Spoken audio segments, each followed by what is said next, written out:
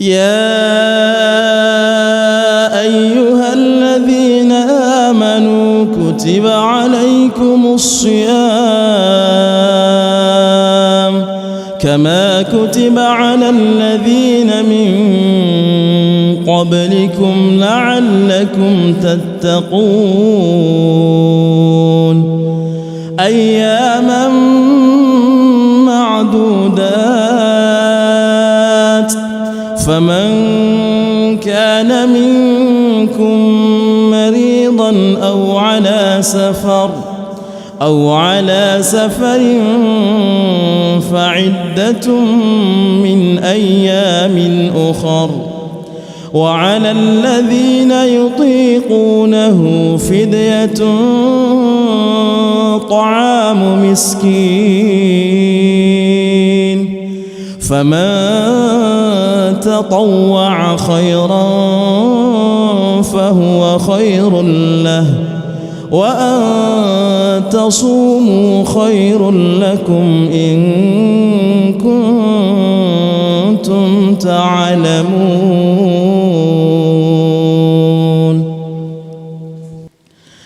شهر رمضان الذي أنزل فيه القرآن هدى للناس وبينات من الهدى والفرقان فمن شهد منكم الشهر فليصمه ومن كان مريضا أو على سفر فعدة من أيام أخر يريد الله بكم اليسر ولا يريد بكم العسر ولتكملوا العدة ولتكبروا الله على ما هداكم ولعلكم تشكرون وإذا سألك عبادي عني فإني قريب أجيب دعوة الداع إذا دعان فليستجيبوا لي وليؤمنوا بي لعلهم يرشدون.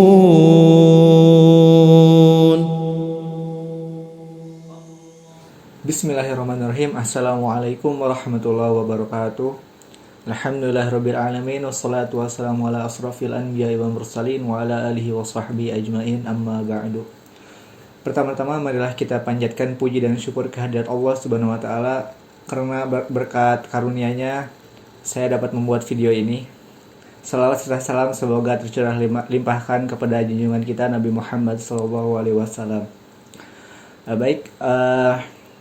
Perkenalkan, nama saya Raffi Syafiq Rabani.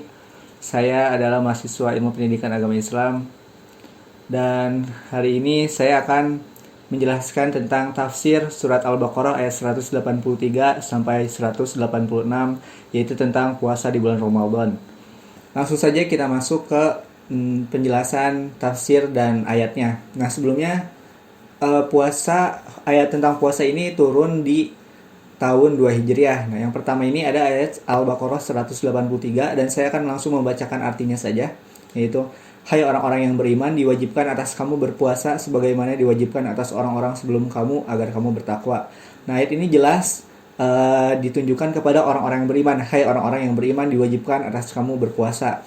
Artinya orang yang merasa memiliki iman dalam hatinya, walaupun sekecil apapun, maka dia diwajibkan untuk berpuasa. Nah, sebaliknya orang yang tidak merasa beriman, ini tidak diwajibkan untuk berpuasa karena suruhan berpuasa ini hanyalah untuk orang-orang yang beriman.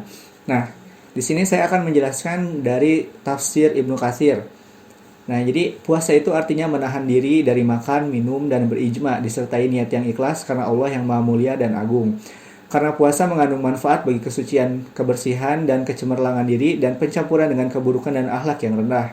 Allah menuturkan bahwa sebagaimana dia mewajibkan puasa kepada umat Islam, dia pun telah mewajibkan kepada orang-orang sebelumnya yang dapat dijadikan teladan. Maka hendaklah puasa itu dilaksanakan dengan sungguh-sungguh dan lebih sempurna daripada yang dilakukan oleh orang terdahulu. Jadi orang terdahulu itu juga Allah sudah memerintahkan untuk berpuasa. Nah, kita pun sebagai umat Islam Allah perintahkan untuk berpuasa yang tepatnya di bulan Ramadan. Sebenarnya ada puasa-puasa lain, tapi karena pembahasan kita khusus kepada bulan Ramadan, maka saya akan menjelaskan tentang puasa di bulan Ramadan. Nah, pada permulaan Islam, puasa dilakukan 3 hari pada setiap bulan. Kemudian pelaksanaan itu dinasah oleh puasa pada bulan Ramadan. Dinasah itu tidak dihapus, tapi diganti oleh hukum yang baru atau semisalnya. Dari Muaz Ibnu Mas'ud dan yang lainnya dikatakan bahwa puasa itu senantiasa disyariatkan sejak zaman Nuh hingga Allah menasakh ketentuan itu dengan puasa Ramadan. Nah, selanjutnya kita langsung masuk ke ayat 184. Nah, ayat 184 itu saya akan langsung membacakan artinya. Yaitu dalam beberapa hari tertentu, maka barang siapa di antara kamu ada yang sakit atau dalam perjalanan, lalu ia berbuka, maka wajiblah baginya berpuasa sebanyak hari yang ditinggalkan itu pada hari-hari yang lain. Dan wajib bagi orang-orang yang berat menjalankannya, jika mereka tidak berpuasa, membayar fidyah, yaitu memberi makan seorang miskin. Barang siapa yang dengan kerelaan hati mengerjakan kebajikan, maka itulah yang lebih baik baginya. Dan berpuasa lebih baik bagimu jika kamu mengetahui. Nah, langsung dari tafsir Ibnu Katsir ini, Allah berfirman, barang siapa di antara kamu sakit atau dalam perjalanan, maka hendaklah mengulanginya pada hari-hari lain. Nah, yakni orang sakit dan yang berpergian tidak perlu berpuasa, namun boleh berbuka dan mengqadha dengan cara mengulangi pada hari-hari lain. Adapun orang yang sehat dan berada di tempat, bila dia mau maka berpuasalah, dan bila tidak mau maka berbukalah, namun dia harus memberi makan kepada seorang miskin untuk tiap-tiap hari ia berbuka. Berpuasa lebih baik daripada memberi makan. Demikianlah menurut pendapat Ibnu Abbas, Ibnu Mas'ud, dan ulama salaf lainnya. Nah, jadi di ayat ini tuh dijelaskan Allah itu tidak mempersulit kita untuk terus berpuasa. Jadi ada keringanan-keringanan atau uzur syar'i yang bisa membuat kita tidak berpuasa gitu. Jadi tapi sebelumnya juga, yaitu dalam beberapa hari yang tertentu, itu nanti dijelaskan di ayat selanjutnya. Nah, maka barang siapa di antara kamu ada yang sakit atau dalam perjalanan. Jadi Allah itu memberi kemudahan bagi orang yang sakit atau dalam perjalanan. Tetapi sakitnya ini bukan sakit yang ringan gitu, melainkan sakit yang memungkinkan kita itu untuk tidak berpuasa. Jadi jika dengan sakit ini kita itu ketika berpuasa kita akan memperburuk keadaan kita. Tapi kalau sakitnya hanya sekedar sakit batuk, pilek yang seperti itu tidak mengapa. Itu malah kita harus berpuasa. Itu mungkin hanya digunakan sebagai alasan saja untuk tidak berpuasa. Nah, jadi sakitnya itu dispesifikasikan kepada sakit-sakit yang memungkinkan kita untuk tidak berpuasa lagi gitu. Memungkinkan kita jadi tidak mampu untuk berpuasa seperti itu. Nah, atau dalam perjalanan ya. Jadi wajiblah baginya untuk menggantikan sebanyak hari itu. Nah, dalam perjalanan itu ketika orang sedang bersafar, maka Allah itu memberikan kemudahan untuk boleh berbuka begitu. Nah, sebenarnya kalau dulu itu memang karena perjalanannya itu sangat sulitnya kendaraan, dan hanya mungkin ada unta, belum ada kendaraan seperti sekarang modern yang pesawat seperti itu, maka Allah memberikan kemudahan ya silakan untuk berbuka, tetapi menggantinya wajiblah baginya untuk berbuka, maka wajiblah baginya berpuasa sebanyak hari yang ditinggalkan itu pada hari-hari yang lain. Artinya ketika mereka ada uzur sakit atau sedang safar, maka mereka bolehlah berbuka, tetapi mereka harus menggantinya di hari-hari yang lain. Nah, hari-hari yang lainnya itu boleh hari apa saja selepas sebelum bulan Ramadan selanjutnya. Nah, jadi tidak ada ketentuan harus hari tanggal berapa atau hari apa. Yang jelas mereka menggantinya sebanyak puasa yang ditinggalkan. Semisal mereka meninggalkan 10 hari tidak berpuasa, maka mereka wajib menggantinya dengan 10 hari berpuasa juga di hari yang lain, tetapi selain di bulan Ramadan begitu. Nah, jadi terus kemudian ada lagi, dan wajib bagi orang-orang yang berat menjalankannya, jika mereka tidak berpuasa, maka mereka itu harus membayar fidyah, yaitu memberi makan seorang miskin. Nah, konteks ini bukan orang yang sakit ataupun safar, tetapi ini tuh ditujukan kepada orang tua gitu, orang tua yang mereka ini sudah tidak kuat untuk berpuasa atau sudah tidak ada kekuatan lagi untuk menahan rasa laparnya atau mungkin akan sakit begitu. Nah, jadi Allah ini memberi kemudahan kalau mereka tidak bisa berpuasa atau sudah tidak mampu untuk berpuasa, maka silahkan untuk membayar fidyah, yaitu membayar fidyahnya minimal dengan memberi makan seorang miskin. Nah, barang siapa rela mengerjakan kebajikan, maka itulah yang lebih baik baginya, dan puasa lebih baik bagimu jika kamu mengetahui. Nah, sebenarnya puasa itu lebih baik jika kamu mengetahui. Nah, sebenarnya di konteks ayat ini puasa itu sangat baik manfaatnya jika kamu mengetahui. Nah, jika kita mengetahui manfaat dari puasa itu sendiri, maka tentulah kita akan selalu berupaya untuk berpuasa bagaimanapun caranya gitu. Dengan kemampuan kita sampai titik darah penghabisan pun kita akan mencoba untuk berpuasa gitu. Jika masih mampu untuk berpuasa, nah kita pasti akan memanfaatkannya untuk berpuasa. Itu pun dalam ayat ini jelaskan jika kamu mengetahui. Jadi maksudnya jika kamu mengetahui manfaat-manfaatnya. Nah, kemudian Allah menurunkan ayat lain, bulan Ramadan yang padanya Al-Quran diturunkan, barang siapa di antara kamu hadir di bulan itu, maka hendaklah dia berpuasa pada bulan itu. Oleh karena itu Allah menetapkan kewajiban berpuasa Ramadan kepada orang yang berada di tempat dan sehat. Dia memberi kemurahan untuk berbuka kepada orang sakit dan yang berpergian, dan Allah menetapkan bagi orang tua yang tidak sanggup berpuasa untuk memberi makan. Al-Bukhari meriwayatkan dari Salamah bin Aqwa bahwasanya dia berkata, ketika ayat dan orang-orang yang merasa berat untuk melakukannya, maka wajib baginya membayar fidyah berupa makanan kepada orang-orang miskin. Ini diturunkan, maka siapa saja yang mau berbuka boleh saja asal berbayar fidyah. Nah, ini tuh sebenarnya ini kan tadi kemudian Allah menurunkan ayat lain, itu ayat Al-Baqarah 185 yang artinya bulan Ramadan yang padanya Al-Quran diturunkan. Barang siapa di antara kamu hadir bulan itu, maka hendaklah dia berpuasa di bulan itu. Nah, ini tuh menjelaskan di ayat sebelumnya di mana di ayat 184 itu hanya dijelaskan yaitu dalam beberapa hari tertentu.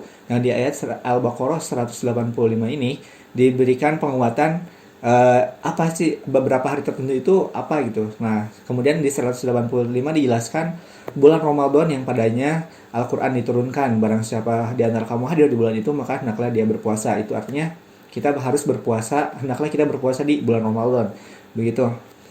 Nah, kemudian diturunkan ayat sesudahnya yang menasah ketentuan tadi, juga diriwayatkan dari Ibnu Umar bahwa ayat itu dinasah. Al-Bukhari meriwayatkan dari Ibnu Abbas bahwa ayat itu tidaklah dinasah, sebab dimaksudlah itu ialah orang tua. Nah, jadi itu menjelaskan yang tadi, bagi yang tidak mampu untuk berpuasa maka wajiblah ia membayar fidyah. Nah, jadi ayat ini itu dimaksud untuk orang tua yang tidak kuat untuk berpuasa lagi, maupun orang tua laki-laki maupun perempuan yang sudah lanjut usia dan tidak kuat berpuasa. Maka keduanya harus memberi makan kepada seorang miskin untuk setiap hari berbuka. Jadi setiap hari, misalnya satu hari tidak berpuasa, maka mereka harus membayar fidyah kepada satu orang miskin gitu. Jadi kalau hari kedua itu harus memberi makan lagi, hari ketiga memberi lagi, seperti itu seterusnya. Selanjutnya langsung di ayat 185. Nah, saya akan langsung membacakan artinya. Beberapa hari yang ditentukan itu ialah bulan Ramadan, bulan yang di dalamnya diturunkan permulaan Al-Quran sebagai petunjuk bagi manusia dan penjelasan mengenai petunjuk itu dan pembeda antara yang hak dan yang batil. Nah, tadi di tafsir Ibnu Katsir yang sebelumnya di ayat 184 itu tadi dijelaskan bahwa ada penguatan juga tadi beberapa hari tertentu di ayat selanjutnya. Nah, inilah ayatnya gitu, dimana beberapa hari tertentu itu ialah bulan Ramadan. Nah, dimana di dalamnya kita diwajibkan untuk berpuasa. Nah, karena itu barang siapa di antara kamu hadir di negeri tempat tinggalnya di bulan itu, maka hendaklah ia berpuasa pada bulan itu. Dan barang siapa sakit atau dalam perjalanan lalu ia berbuka, maka wajiblah baginya berpuasa sebanyak hari yang ditinggalkannya itu pada hari-hari yang lain. Allah menghendaki kemudahan bagimu dan tidak menghendaki kesukaran bagimu, dan hendaklah kamu mencukupkan bilangannya, dan hendaklah kamu mengagungkan Allah atas petunjuknya yang diberikan kepadamu supaya kamu bersyukur. Langsung di tafsir Ibnu Katsir tentang ayat ini, yaitu Allah Ta'ala memuji bulan Ramadan di antara bulan-bulan lainnya dengan memilihnya untuk menurunkan Al-Quran yang agung. Adapun Al-Quran diturunkan secara sekaligus ke Baitul Izzah di langit dunia, dan hal ini terjadi pada bulan Ramadan. yakni pada malam Lailatul Qadar. Nah, selain kewajiban kita untuk berpuasa di bulan Ramadan, Allah itu sangat menspesialkan bulan ini gitu, bulan Ramadan, di mana Al-Qur'an itu diturunkan di malam Lailatul Qadar. Di bulan Ramadan tepatnya di malam Lailatul Qadar. Maka bulan Ramadan ini memang adalah bulan yang sangat istimewa gitu, dan kita pun di dalam maka banyak kemuliaan-kemuliaan di dalam bulan itu, dan kita wajib memanfaatkan bulan ini gitu sebagai untuk meningkatkan kadar keimanan. Nah, di tafsir Ibnu Katsir ini saya merangkumnya, terus mengqadha puasa tidak wajib dilakukan secara terus-menerus. Nah, yang tadi, maka wajiblah kamu untuk menggantinya di hari-hari yang lain. Nah, tetapi di tafsir Ibnu Katsir ini dijelaskan mengqadha puasa tidak wajib dilakukan secara terus-menerus. Artinya kita mengqadha puasa tidak harus harinya beruntutan seperti bulan Ramadan yang 30 atau 29 hari itu terus menerus. Nah, tapi kalau mengqadha itu boleh jika dia mau maka dapat diselang-seling. Nah, dan jika mau dapat dilakukan secara terus-menerus. Ini pendapat jumhur ulama salaf dan khalaf yang dikuatkan oleh beberapa dalil. Karena kesinambungan hanya diwajibkan dalam berpuasa pada bulan Ramadan, sebab keharusan pelaksanaannya pada waktu itu. Nah, jadi yang keharusan untuk terus-menerus itu kan hanya di bulan Ramadan. Nah, kalau bulan lain itu tidak terus-menerus, jadi boleh itu. Apabila Ramadan telah berakhir, maka yang dimaksud menggantikan ialah puasa sebanyak hari yang dia berbuka. Jadi kalau dia berbukanya 5 hari, maka dia wajib mengganti puasanya sebanyak 5 hari. Oleh karena itu Allah Ta'ala berfirman, maka harus mengulangi sebanyak hari yang ditinggalkannya. Seperti itu. Firman Allah, dan hendaklah kamu mencukupkan bilangannya. Sesungguhnya Allah memberi rukhsah untuk berbuka bagi orang-orang yang sakit dan sedang dalam perjalanan. Nah, dan firman Allah ini, hendaklah kamu mencukupkan bilangannya. Nah, jadi kita ini disuruh untuk mencukupkan bilangan di bulan Ramadan. Nah, jadi semisal di bulan hari ke-29 hilalnya belum terlihat, maka kita itu harus menggenapkan menjadi 30 hari. Tetapi jika sudah terlihat, maka 29 hari tidak maka apa, itu artinya sudah sempurna 1 bulan, seperti itu. Nah, sungguhnya Allah memberi rukhsah untuk berbuka bagi orang-orang yang sakit dan sedang dalam perjalanan, dan mendapat halangan semacamnya ialah dimaksudkan untuk memberi kemudahan. Nah, Allah itu memberi kemudahan di bulan Ramadan. Jadi kita tuh tidak harus selalu berpuasa. Ada ketentuan-ketentuan tertentu yang membolehkan kita untuk tidak berpuasa. Nah, sehingga tidak memberatkan kita begitu. Karena Allah itu tidak akan memberatkan hambanya. Nah, dan sesungguhnya dia menyuruhmu supaya kamu menggenapkan bilangan puasamu menjadi sebulan. Firman Allah, supaya kamu bersyukur. Maksudnya, jika kamu melaksanakan apa yang telah diperintahkan kepadamu, yaitu menaatinya dengan menjalankan semua kewajibannya, meninggalkan perkara yang diharamkannya, dan memelihara hadahnya, mudah-mudahan kamu termasuk orang-orang yang bersyukur karena hal itu. Nah, selanjutnya lanjut ke Al-Baqarah ayat 186. Yang artinya, dan apabila hamba-hambaku bertanya kepadamu tentang aku, maka jawablah bahwasanya aku adalah dekat. Aku mengabulkan permohonan orang yang berdoa apabila ia memohon kepadaku, maka hendaklah mereka itu memenuhi segala perintahku, dan hendaklah mereka beriman kepadaku agar mereka selalu berada dalam kebenaran. Nah, tafsir Ibnu Katsir yang menjelaskan tentang ayat ini, yaitu dalam penjelasan Allah Ta'ala, ya, ayat yang memotivasi untuk berdoa ini diselipkan di antara hukum-hukum puasa sebagai petunjuk agar bersungguh-sungguh dalam berdoa setelah menyelesaikan jumlah hari dalam sebulan, bahkan pada setiap kali berbuka. Jadi karena bulan Ramadan ini adalah bulan yang sangat istimewa, diistimewakan oleh Allah Subhanahu wa taala, maka Allah menyuruh kita, Allah menyelingi satu ayat di mana menyuruh kita untuk senantiasa berdoa gitu, karena ini tuh bulan yang sangat spesial, dan kita pun ketika berdoa di bulan itu, maka Allah akan memberi perlakuan khusus terhadap doa itu begitu. Ayat yang memotivasi berdoa ini Allah Ta'ala jelaskan sebagai selingan dari penuturan hukum-hukum puasa. Secara demikian merupakan bimbingan dari Allah agar bersungguh-sungguh dalam berdoa setelah menuntaskan bilangan puasa selama sebulan, bahkan setiap kali berbuka. Nah, jadi ini tuh ayat agar kita tuh bersungguh-sungguh dalam berdoa setelah menuntaskan bilangan puasa selama sebulan. Jadi Allah bilang, Allah menyuruh kita untuk terus berdoa dan terus berdoa gitu. Mungkin cukup sekian yang dapat saya sampaikan. Mohon maaf bila terdapat banyak salah kata.